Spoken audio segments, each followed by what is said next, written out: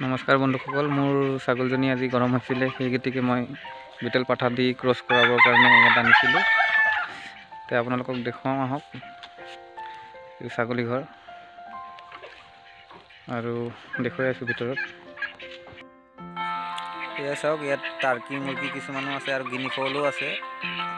এইজনী দাদাৰ ফিমেল হয়। এইখন মোৰ ফাৰ্ম নহয়, আপোনালোক ভুল নবুজিব।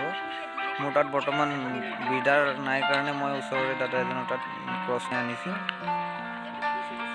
মোৰ নতুন পাঠা লোৱা নাই, ল'ম আৰু দুদিনমান গ'লে।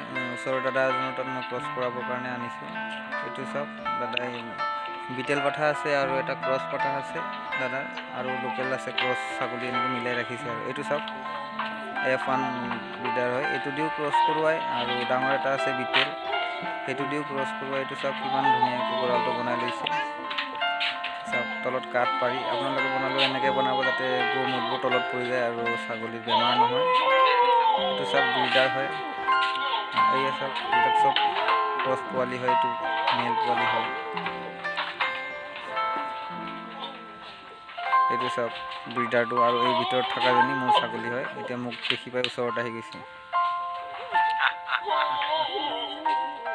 এইজনী মোৰ F2 হয়, আৰু ইয়াৰ এই পিয়ৰ বিটেলৰ লগত মই ক্ৰছ কৰোৱাইছোঁ। ইয়াৰ পিছত তাইৰ যিটো পোৱালি হ'ব, F3 পোৱালি হ'ব। আপোনালোকৰো যদি এনেকুৱা লোকেল ছাগলী থাকে, তেতিয়াহ'লে আপোনালোকে এনেকৈ ভাল ডাঙৰ উন্নত জাতৰ ছাগলী দি কিনে ক্ৰছ কৰোৱাই ভাল পোৱালি পাব পাৰিব। যিহেতু থলুৱা জাতসমূহ পুহিলে লাভ হয় যদিও মানে বহুত দিন লাগে সিহঁতে ডাঙৰ হ'বলৈ। এনেকৈ যদি ভাল ব্ৰিডাৰ দি আপোনালোকে ক্ৰছ কৰোৱায়, তেনেহ'লে আপোনালোকে থলুৱা জাতৰ ছাগলীজনীৰ পৰা ভাল উন্নত জাতৰ ছাগলী পোৱালি পাব পাৰিব।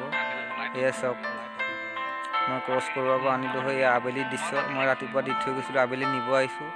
তেতিয়া দাদাই ছাগলীজনী অলপ উলিয়াই আনিছে বাহিৰলৈ, ব্ৰিডাৰটো উলিয়াই আনিছে। এয়া চাওক।